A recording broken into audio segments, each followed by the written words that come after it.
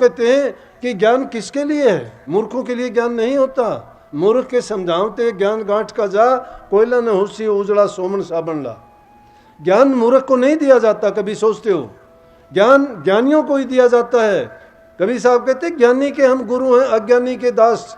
आप सभी को प्यार भरी राधा स्वामी जी। देखिए, जो आज का सत्संग का विषय है उसमें महाराज जी ने बताया कि सब कुछ भूलो लेकिन नाम को ना भूलो। नाम ही हमें इस संसार से पार उतारेगा और हमारे पाप कर्मों को सुधारेगा। और साथ ही महाराज जी ने बताया कि जो दरा भक्तों की दरा है, वहाँ पर जब भक्तों की गुणों की कदर नहीं होती तो हमें दुख होता है। हर कोई अपने पंथ को बढ़ाना चाहता है, बुरे बुरे को और अच्छे अच्छे को। इसलिए अपनी निरख परख करके अच्छे को बढ़ाओ। महाराज जी ने बताया कि महापुरुषों के जीवन से प्रेरणा लो, दूसरों की वस्तु पर नियत मत रखो।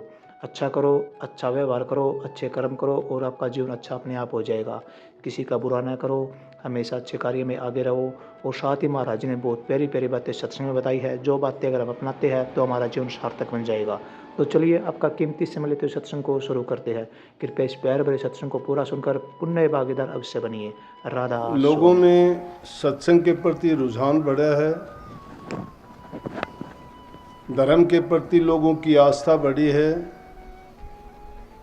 क्योंकि इस युग में हर इंसान किसी न किसी रूप से दुखी है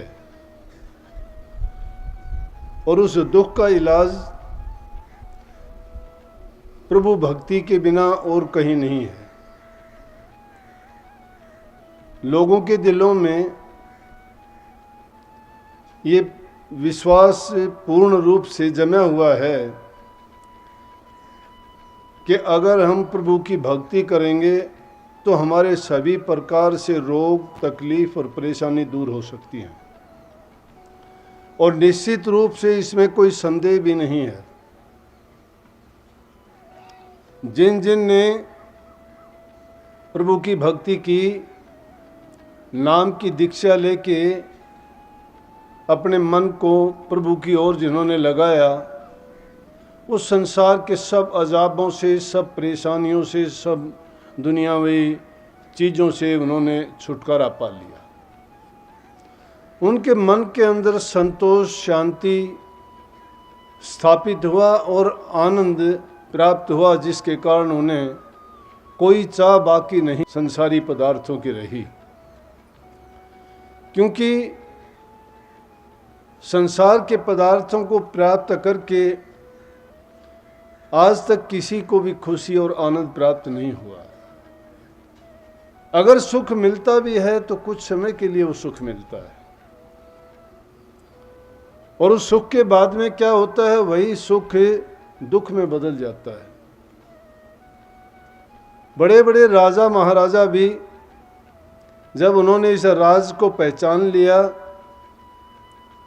कि सुख, शांति, खुशहाली संसार के पदार्थों में नहीं परंतु प्रभु की भक्ति में इस चीज़ को आसानी से ग्रहण किया जा सकता है। और उसके लिए कोई पाबंदी भी नहीं है। उसमें ना गरीब देखा जाता, ना अमीर देखा जाता, ना छोटा देखा जाता, ना बड़ा देखा जाता, ना उसमें कोई जाति का सवाल है और ना ही ऊंच नीच का, निर्बल का, बलवान का नहीं है। उसमें कोई भी हो, बल्कि राधा स्वामी मत चलाने वाले स्वामी जी महाराज ने तो इतना खोल के कहा कि संत मत में 8 साल का बच्चा भी कर सकता है और 60 साल का बूढ़ा भी कर सकता है। जिस चीज़ में हमारा कुछ भी नहीं लगता, कुछ भी नहीं लगने का मतलब हम ज़्यादातर उस चीज़ से दुखी होते हैं कि हमारे पास से हमें कुछ देना ना पड़े। अगर जाहिरी तौर से तो देखोगे तो भक्ति के लिए कुछ भी देना नहीं पड़ता, लेकिन ज्यों ज्यों भक्ति की गहराई में उतरोगे तो समझो कि इंसान को अपना सर्वस्व दांव पे लगाना पड़ता है। जब तक हम अपने आप को पूर्ण रूप से भक्ति में लीन नहीं कर देते तब तक नाम का, भक्ति का हमें आनंद नहीं मिलता और संसार के पदार्थों में हमारी वृत्ति वैसे ही लगी रहती है। लेकिन अगर उस भक्ति में छुपे हुए आनंद को, शांति को और सुख को पाना चाहते हो तो कबीर साहब ने तो बहुत ही थोड़े शब्दों में मूल को सुधारने की बात कही है। वो कहते हैं कि अपने मूल को सुधारो, सारे काम सुधरते चले जाएंगे। अगर किसी भी चीज का मूल अगर खराब हो जाता है तो ऊपर उसका पेड़ बढ़ना या पौधा बढ़ना नहीं, हम कल्पना कर सकते कि वो अच्छा पेड़ बनेगा। लेकिन जिसका मूल सुधर जाता है उसके बारे में चिंता करने की जरूरत नहीं है कि कोई खराबी होगी। तो कबीर साहब ने उसको किस चीज के लिए कहा, उसमें सारी चीजें आ जाती हैं, कोई बाकी भी नहीं रही। उनमें उन्होंने कहा कि अगर मूल को सुधारना चाहते हो तो कहते काम क्रोध मद लोभ विसारो, शील संतोष क्षमा सत धारो, मद बांस मिथ्या को तज डारो। यह है मूल। काम क्रोध मद लोभ विसारो के इन चीजों से आदमी छुट्टी पाओ। काम है, क्रोध है, लोभ है, मोह है, अहंकार है, ये इंसान के लिए कैसे हैं कि इंसान जैसे कोई ऐसा जीव है जिसका ये शिकार करते हैं। वो शिकारी है और हम उसके शिकार हैं। कोई काम के बस में लुटता है, कोई क्रोध के बस में लुट जाता है, कोई लोभ के बस में, कोई मोह के बस में, और कोई अहंकार में आके अपना विनाश कर लेता है। और जन्म मरण से छुटकारा पाना तो दूर की बात, बल्कि अपना वासा या तो नरकों में कर लेता है, और कोई अगर शुभ कर्मों के कारण इसको इंसान का चोला भी मिलता है तो ये लुल्ला लंगड़ा अंधा कुबड़ा या पागल ऐसा संसार में बन के आता है कि जिसको उठाए उठाए फिरते हैं, और उसके पल्ले वही अपनी पाप की पोटड़ी होती है। वो कुछ भी करने लायक उस जन्म में भी नहीं होता। इंसान समझदार है, लेकिन इंसान क्या चाहता है कि उसके सामने वो चीज़ उसी टाइम में तो उसको कुछ मिले तो उसको अच्छा मानता है। इंतज़ार उसके लिए नहीं कर सकता। सबके विचार और ख्यालात एक जैसे नहीं होते। जिसको जिस चीज़ की ज़रूरत होती है वो उसके लिए अपनी भूख प्यास आलस सब कुछ त्याग देता है। अपने न निद्रा की परवाह करता है और ना ही विश्राम करने की ओर उसका ध्यान जाता है, क्योंकि उसकी ज़रूरत है, वो उसकी चाह है, उसको पूरा करना चाहता है। और इसको भक्ति का मार्ग ऐसा है, जिसने इसको पहचान लिया उन्होंने ऐसा किया भी। बड़े बड़े राजे महाराजाओं ने अपने राज को तिलांजलि दे दी और जंगलों की राह ली और खाक छाननी पड़ी, और उन्होंने इन पांचों चीज़ों से छुटकारा पाया। काम नहीं रहा उनके मन में, क्रोध नहीं रहा, लोभ नहीं रहा, मोह नहीं रहा, और ना ही वो अहंकारी रही। बल्कि नानक साहब के ग्रंथ में भी आता है, उसमें लिखा है कि सगली सृष्टि के 5 सिकदार, पूरी सृष्टि के 5 शिकारी हैं, लेकिन राम भगत के पानीहार। परंतु जो राम की भक्ति करता है, प्रभु की भक्ति करता है, उसका वो नौकर बन के काम करते हैं। अब काम की व्याख्या अगर करना चाहेंगे तो बड़ी लंबी चौड़ी व्याख्या है। काम के बस में हो कि किस किस ने कितने कितनों की क्या क्या हालत हुई, उनके अगर नाम लिए जाएं, बहुतों का आपको पता भी है, लेकिन वो किसके बस में हुए कि सिर्फ काम के बस में हो के अपने जीवन को बर्बाद कर लिया। क्रोध के बस ऐसे ऐसे कर्म कर बैठे कि हम किसी लायक भी नहीं रहे, और आखिर में अपना भी अंत उसी प्रकार से कर बैठे। लोभ के बस में हम रोजाना देखते हैं आज हालात क्या है हमारे समाज में। भाई को भाई अच्छा नहीं लगता है, बाप बेटे में लड़ाई होती है, बेटा माँ में होती है, सास बहू में होती है, घरों में प्रेम नहीं है, शांति नहीं है।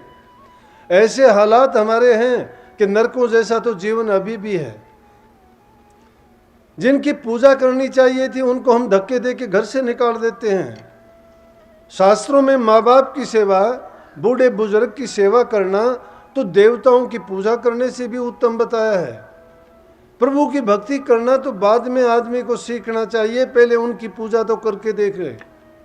मंदिरों में जाके मूर्तियों पर जल चढ़ाने से, उनका प्रसाद बांटने से, उनको वस्त्र पहनाने से, उनको गहने और मुकुट देने से, और वहाँ दान पुण्य करने की बजाय अगर तुम उन देवताओं को खुश करना चाहते हो तो घर में बैठे हुए बुजुर्ग माता पिता की सेवा क्यों नहीं करते? अगर तुम लक्ष्मी को खुश करना चाहते हो तो अपनी पत्नी और अपनी माँ और अपनी बेटी की सेवा क्यों नहीं करते? आज समाज में इस चीज़ का प्रचार करने की हमें क्यों जरूरत पड़ी कि बेटी बचाओ और बेटी पढ़ाओ? माँ तो सृष्टि की जन्मदाता है, जिससे सारी सृष्टि चलती है। माँ अपना खून पिला के संतान को पैदा करती है, और वही संतान उसको अगर ठोकर मारती है, उसकी पूजा नहीं करती, सम्मान नहीं करती, तो उसको सुख कहाँ से मिलेगा। और पाप कर्म उसको करने की जरूरत ही नहीं है। कौन सी भक्ति, कौन सी पूजा हम करते हैं। लक्ष्मी की पूजा तुम घर में किया करो। अपने माँ बाप की, पिता की बात छोड़िए, माँ की अगर सेवा करते हो तो समझो कि लक्ष्मी की पूजा कर ली। कागज की बनी हुई मूर्ति, मिट्टी की बनी हुई मूर्ति की पूजा करने की बजाय जिंदा मूर्ति की तो हम ये हालत करते हैं, और उन पर सामने जाके दीप जलाते हैं, आरतियां उतारते हैं, फूल चढ़ाते हैं, और दान पुण्य भी करते हैं। अगर दान पुण्य करना चाहते हो तो उन माँ बाप की सेवा करो, उनके सामने जाके उनकी आरतियां उतारने की भी जरूरत नहीं है। उनको अपनी जबान से थोड़ा खुश होके बोलो, उनको टाइम पर अच्छा खाना दो, उनके वस्त्र, उनका सेवा शरीर से, मन से, उनकी थोड़ी भी अगर सेवा करते हो तो उसी में तो खुश होके हमें ऐसा आशीर्वाद देंगे कि जिसके कारण हमें सारी चीज़ें मिलेंगी, जो भी चीज़ हम मन से चाहेंगे। कल्प वृक्ष उसी को मानो, उसी को कामधेनु गुरु जानो, लेकिन हमारे विचार कभी नहीं बदलते हैं। क्यों नहीं बदलते हैं कि इन पांचों चीज़ों के हम शिकार हैं। ये चीज़ें मन के गुलाम हैं, मन पांचों के बस पड़े, और मन के बस नहीं पांच। जित देखूं तित धो लगिर, जित जाऊं तित आंच। मन इन पांचों के बस में है, लेकिन मन के बस में ये पांचों नहीं है।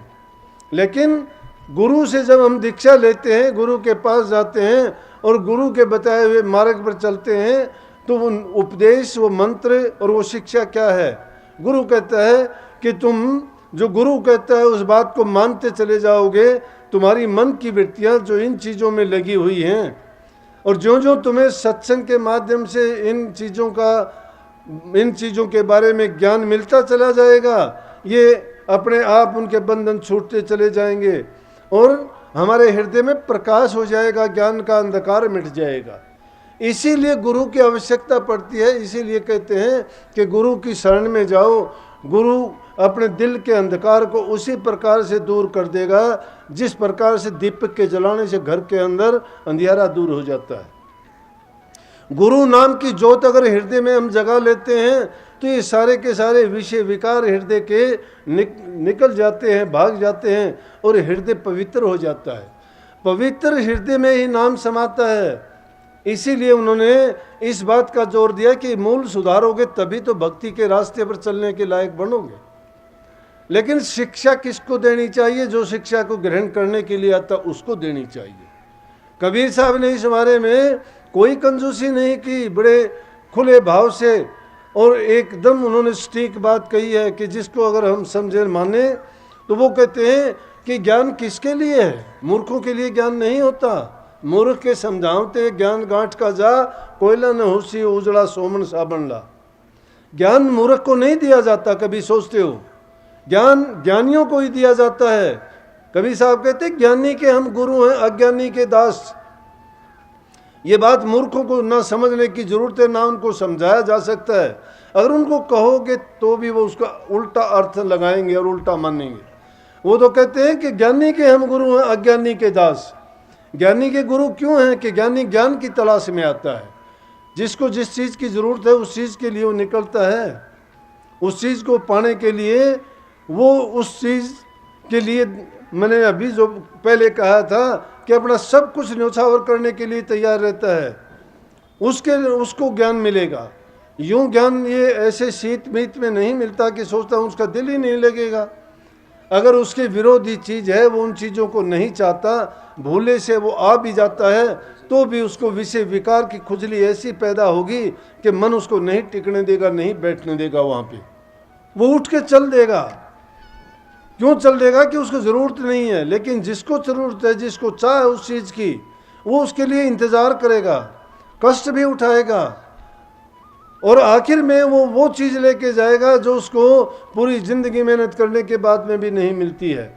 क्योंकि ज्ञान कभी कभी ही आदमी के दिल में सीधा जाके लगता है। ये नहीं कि हम रोज़ाना सुनते रहते हैं, रोज़ाना सत्संग में जाते हैं, रोज़ाना अभ्यास भी करते हैं, लेकिन एक वक्त ऐसा आता है कि जब वो हमारा ज्ञान का प्रकाश होता है तो पर्दा खुल जाता है और हमें सारा हमारे मूर्खता, अज्ञानता या जितना भी अंधकार है हृदय में वो सब छट जाता है, सब दूर भाग जाता है। सत्संग को पूरा सुनने के लिए का बहुत बहुत धन्यवाद। हम आशा करते हैं आपने सत्संग को बड़ा ही ध्यान से सुना होगा। तो जैसा ही प्यारे साध संगत जी आपने सत्संग में सुना, महाराज जी ने बताया कि इंसान का सबसे बड़ा धर्म है कि वह कोई ऐसा कार्य न करे जिससे लोगों का मन दुखी हो। यदि आपके द्वारा किए गए कार्य से किसी व्यक्ति को ठेस या दुख पहुँचता है तो अवश्य ही पुण्य प्राप्ति नहीं हो सकती। आपके पुण्य कर्म कट जाएंगे और आप पाप के भागीदार बन जाएंगे। और जैसा ही महाराज जी ने बताया कि अगर हम संतों की शरण में जाते हैं तो संत किस तरह हमारा कल्याण करते हैं और किस तरह हमारे जीवन को सुधार देते हैं, हमारे जीवन को संवार देते हैं। तो हमेशा संतों की शरण में जाकर उनके गुणगान करने चाहिए और उनके बताए गए रास्तों पर हमेशा चलना चाहिए। तो कृपया महाराज जी की इन बातों को आप अपने जीवन में अवश्य उतारिए और अपने जीवन को सफल और सार्थक अवश्य बनाइए। और साथ ही अगर आपको सत्संग अच्छा लगा तो कमेंट बॉक्स में राधा स्वामी लिखकर पुण्य भागीदार अवश्य बनिए। मिलते हैं जल्दी एक नए और बहुत ही प्यारे प्रवचनों के साथ। तब तक के लिए राधा स्वामी।